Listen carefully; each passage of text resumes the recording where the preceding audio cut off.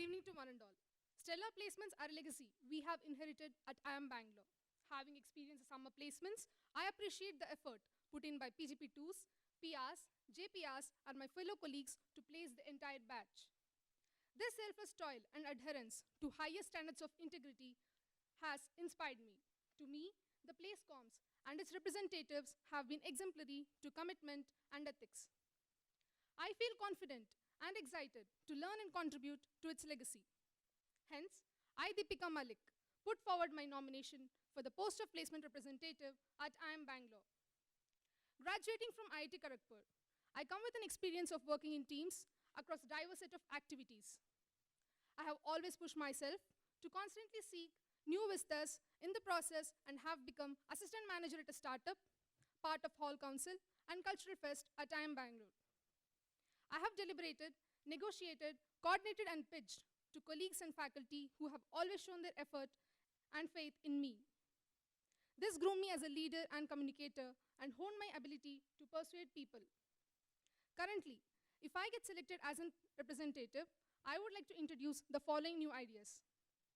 Improving the existing attendance policy by following a chit system to give attendance wherein the code generated would be valid for only a specific company until a specific date. Ensure development of dedicated alumni portal where alumni could share their experiences about the company they worked in to the benefit of IMB community to help make better choices. Ensure that the company profiles and job description of the company is available along with the detailed information of the key requirements of the companies in the portal. And during the final placements, I will try to facilitate the process by having an update screen in the arena of the MDC. These are the few problems which I got to know and identified in the past few days. I promise to work hard and continuously understand problems and develop solutions to ensure that we continue to conduct best placement process. Thank you. Okay. Thank you so much, Deepika. So your first question, you find that just a day before the process, Yeah. another PR has given additional concessions and revealed confidential data to the firm he handles. And that gives the firm a superior advantage over its competitors in the process. Sure. You are the PR of the competitive firm, and they also demand the same data from you. So what will be your course of action at the time? So other peer has already given the data. Yeah, he has already given the data. And the company is questioning me to give the same data. So the competitor is questioning me to give you the same data, and that is actually confidential.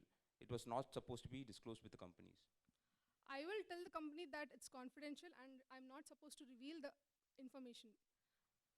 But the competitor has already received the data, right? So the other company, the company A, now has an undue advantage. So it is natural for company B to demand the data, right?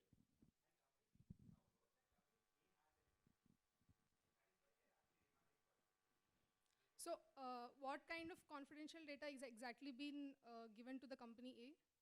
Anything, any confidential data which is not supposed to be shared by a placement committee with any company. I would advise the company not to, given that it has been already the confidential data has been shared to that company, I would advise it not to tell to the competitors in the first place. And no, not you have shared, your placement representative, your another teammate has shared the data. Now you are handling a competitor of that particular company. Now that company comes and asks you that I also want the data. This particular company already have the data. I also want it. So what would be your stand?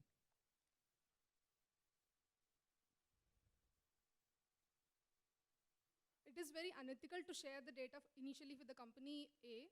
And even if the competitor asks me for sharing that kind of information, it is against the rules of IMB. So I would definitely the company comes, the competitor, that particular company you are handling comes and tells you that so you are doing up kind of a biasing towards the other company. You are not a placement representative. I consider you as a part of a placement committee, and you are showing a biasing towards the other company. You are giving the data to one company and not giving data to me. So what's your stand? I would first ensure whether actually the data has been passed or it is just a rumor which has been spread around. It has already been passed. Even then I would take a stand that I would not give the information to the company B. But do you think it's fair for the competitor, the company B? Is it fair for them? Though it is not fair, following the rules of IMB procedure that confidential Then information the should company not be comes passed to company B. The competitor comes and tells you that, okay, you are not following the principles, you as a placement committee is not following the principle, then you are showing unfair things to me. That's the take of if you are as a I place would com. definitely apologize to that company B that there has been some breach in the process, and I would not share the data to the company B.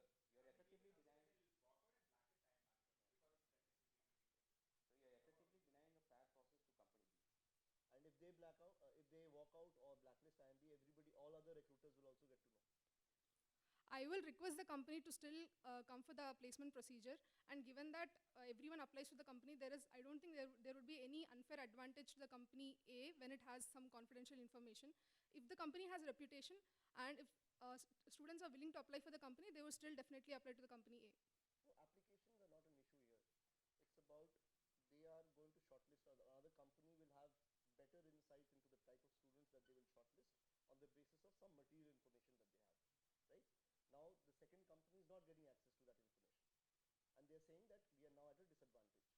So how will you now tackle this situation? Because now they're also saying that if you do not give this information to us, we will not come, we will blacklist you, and of course all the other recruiters will also come. I think there is a fair procedure which it is followed in IM Bangalore, that buddies are being allotted and selection is being done according to resume. And I don't think there is any such advantage which the company would get by knowing the confidential information.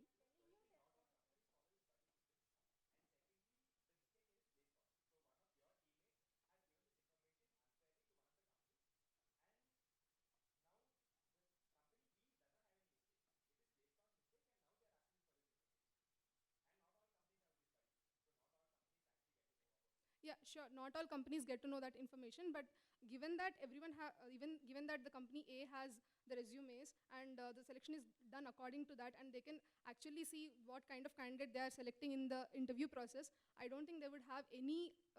They would not lack in the information about the candidate.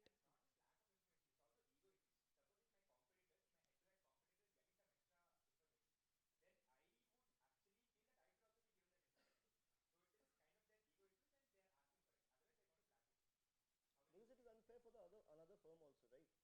They should also So have this is visibility on the this other is the firm. scenario which is between two competitors, as you have said, and if I let information pass to the other company, then every company would ask for such kind of information. I think it is against the procedures of IMB, and I would definitely apologize to the company that that information cannot be passed.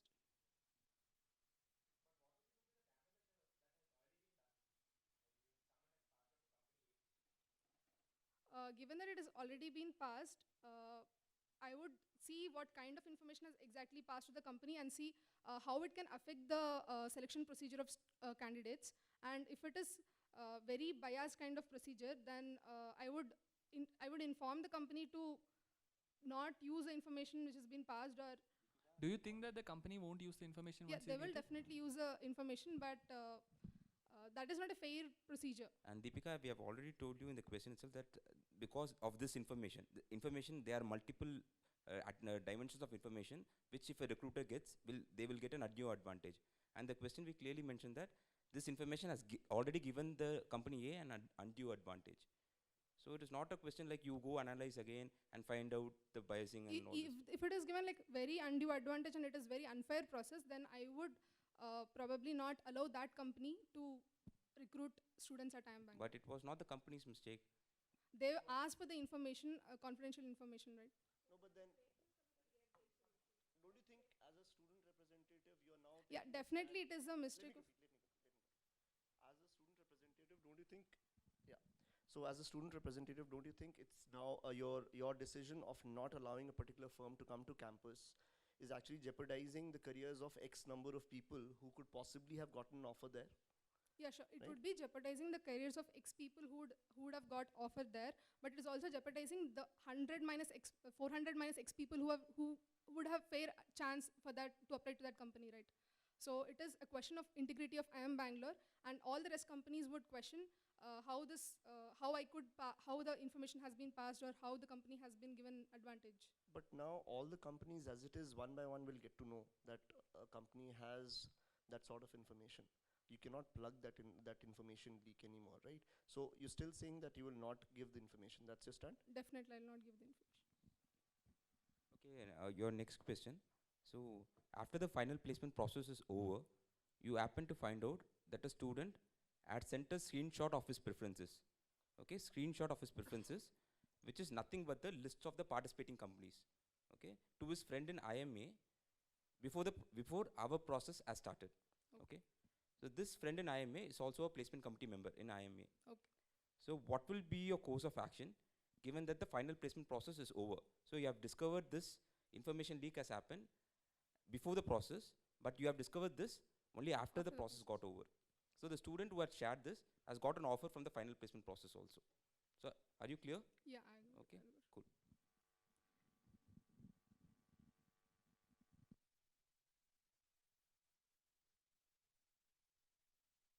Yes, it is very it is a restriction that you shouldn't share the preferences or the company's list which come to IIM Bangalore. And given that the entire procedure has been done, and the person has also already been placed in the company, I don't think it would jeopardize any companies which come any procedure which happens later. So No, he has shared the screenshot before our process started, and it is effectively, and IMA's process has also not yet started. So IMA can use this information very clearly. They can say that IMB gave you this particular slot to this toward this recruiter. I am giving you a better slot. So this communication could have been passed. So, and the thing is that if we had discovered that this was shared before the process had started, we would have effectively debarred that student. sure. But now the placement, just that is luck, we found it after the placement process got over. So does that mean that we should not do anything? Uh, Given that he has shared the information prior to the placement procedure, and he has breached the breach the what was supposed to do, I would say we should not allow him to take the offer which is being given to the company.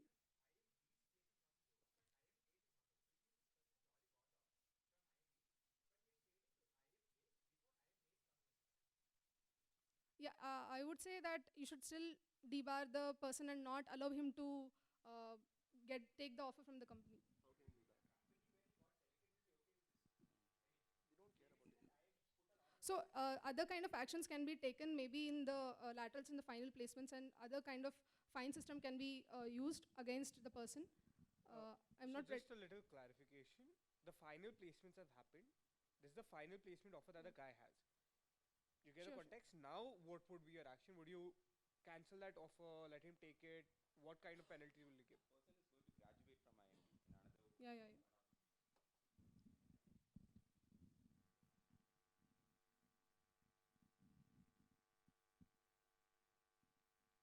Uh, I would I would still say that he should not be given the offer, and I would inform the company to withdraw their offer, because such kind of action is not being. It's not a very even if the person gets into the company, such kind of action can be expected from the person, and that doubts the credibility of the person. So I would inform the company and. You're being elected by the students. Your first responsibility in many ways is towards the students, right?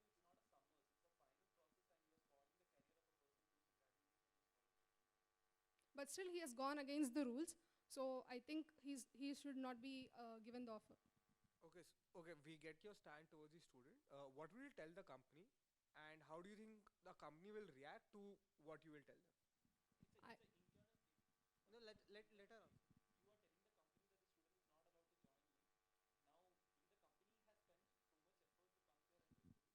And and it's not just about effort; it's also about the image that of this institute and of this batch that will go through. Is the whole batch dishonest? The company might decide not to come again for hiring to this campus. What would be your communication to the company? the company must have surely offered to other people as well, and it has been we would have relation with the company from the past years. So See, a company coming for might have single offered only individual. one person. That happens with many companies, right?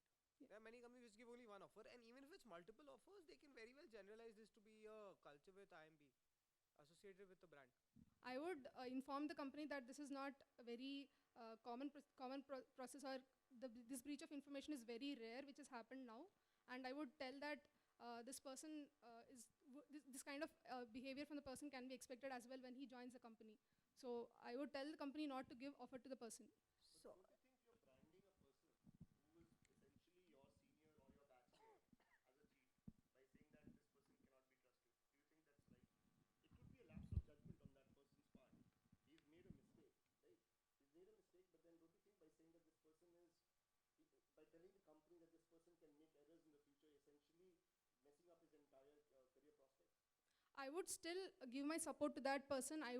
If I get elected as PR, then I would have contacts of the companies, and I would know some companies who would still want to recruit IMB alumni. So I would pass that information to the student where he can always apply to any other company. I would help him in that process. So basically, you're not penalizing him for the mistake he did.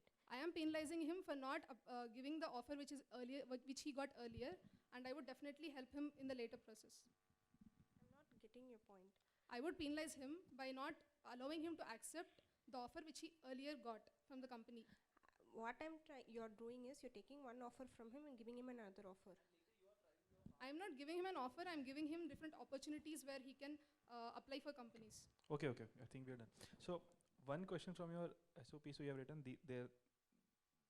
So the problems which you got to know while campaigning. Can you highlight one problem that you would like to address at the earliest?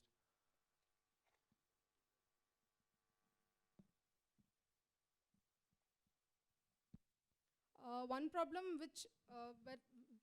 in the entire process of campaigning which I got to know was people were telling that the alignment of companies in the laterals is not very specific according to categories. So let's say if initially a category B company comes and they want to apply for S or A category later, they would think that they're missing out on those companies. Initially, let's say if a B category kind of company comes, and a person gets placed in the B category, he thinks that he's missing out on A or S category which is coming later. They were asking for alignment of companies in terms of categories in the lateral procedure. So, do you know how a lateral placement process works? It's a rolling over process. Yeah, it's a rolling over process. Let me finish. So it starts probably in the second week of December. It goes till January. What if this A or S category company as panelist free only in the mid of January? Definitely. So till then, should we be not calling the B category company? I have informed them that this is the procedure, and then company wouldn't probably want to come later. But then this was the concern which they told me, and probably if we follow a strict procedure that all the S category company comes in the first initial 15 days, and let's say the later A category comes for the But next. how would you implement that? How would you do that? The company is not ready to come now. They'll say ki I have panelist free only in January. My placement, my recruitment process starts in January. I'll come only in January. What will you do? I would inform that this is the rules of IIM Bangalore which we follow, and And if you don't come in December, then you're gone. You'll say ki this is the week you are supposed to come. If you don't come, then please. This was one of the concerns which I have heard from many people when I went. I asked them, and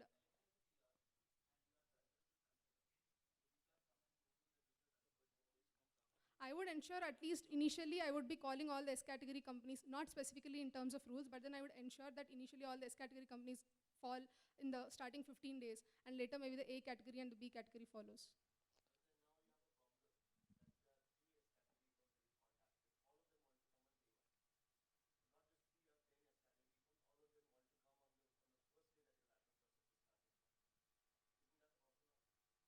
That would definitely be a problem, and I would try to tell the company that whoever has contacted me first, I would give him the first day and the process.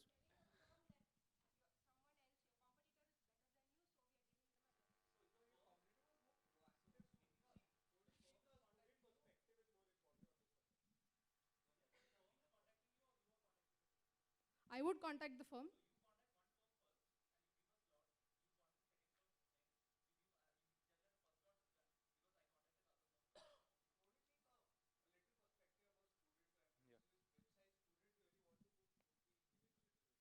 Yeah, that is anyways followed when categorizing the companies in terms of S category and to call which company earlier or which company later. Glut of companies.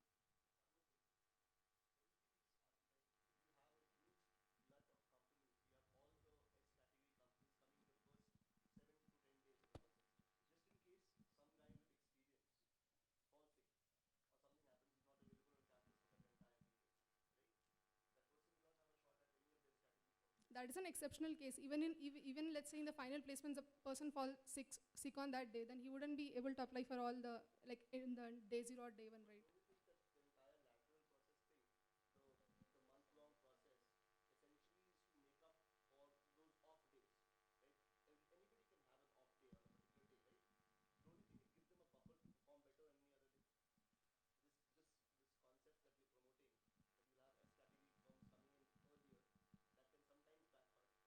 So many of the people told that this is the case when they got B category company in the very initial days, and still when S category company comes later, they regret that they're not able to apply to that company. I think your understanding of the lateral process is not right.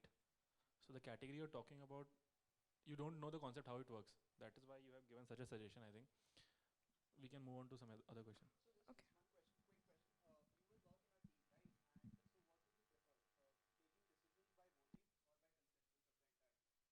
By consensus of the entire team. For the implementation, it requires consensus of entire team and everyone's viewpoints are being. It will take a long time. You cannot take consensus so easily. They'll not come to consensus. For example, you're handling competitor A and the other person competitor B. He wants to give that from an earlier date. How will you convince him? He will not be convinced. Consensus is not a correct decision. How do you say consensus is correct? In my team, when it comes to PR team, among 11 people, I don't think it's a very. Why I'm asking? Why you went for consensus? That's my question. Because everyone's viewpoint is equally, it has equal You can't weightage. come to a decision. Na? You can't come to a decision so early. It'll take a long time. Is it worth it? If it is taking very long time and if the decisions have to be taken immediately, then I think the other person, depending on credibility of the ideas, the other person would accept on whatever I'm proposing. Okay. Uh,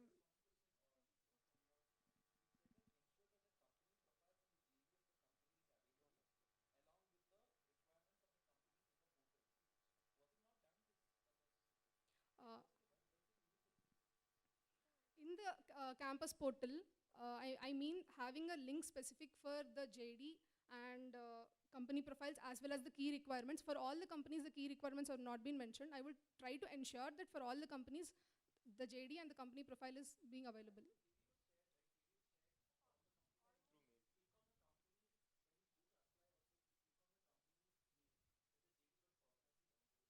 So while resume submission, I want to ensure that in the portal, there would be 2 links where one can easily see the job description and detailed explanation about what all the key requirements as well as the CTC breakup is being available.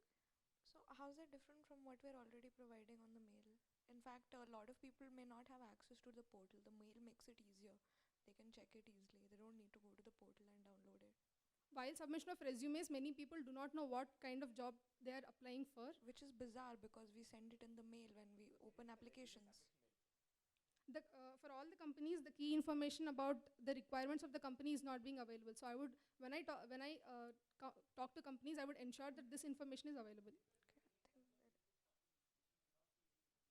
Not any information about the key requirements of.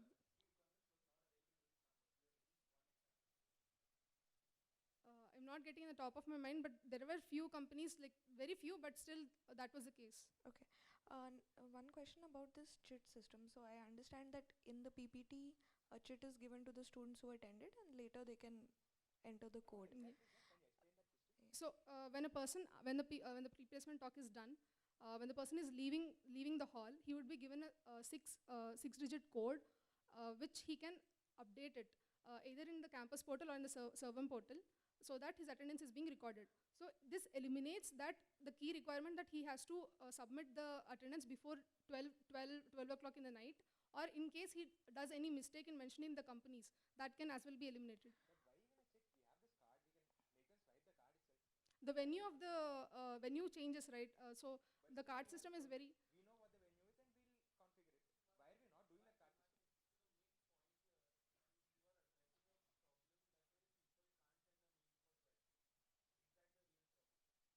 Many people would miss out if they miss out that they're not able to send it before 12. Should we That be means it's not counted, right? You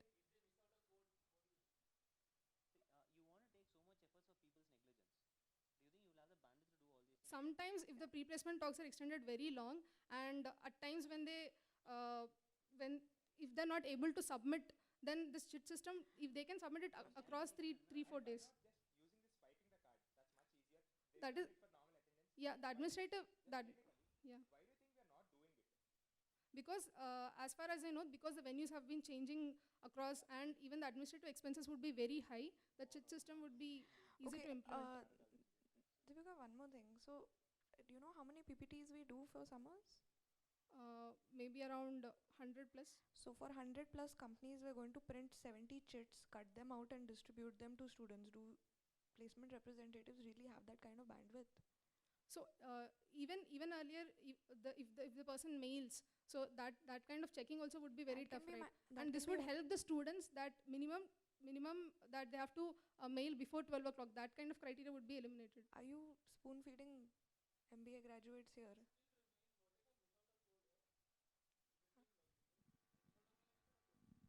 Um, Definitely, but if the person does not mail before 12 o'clock, his attendance wouldn't be counted, right? So at least he has a bandwidth of at least 3 4 days to send the attendance. Yeah, it would be valid for till a specific date, and it would be valid only for that specific company.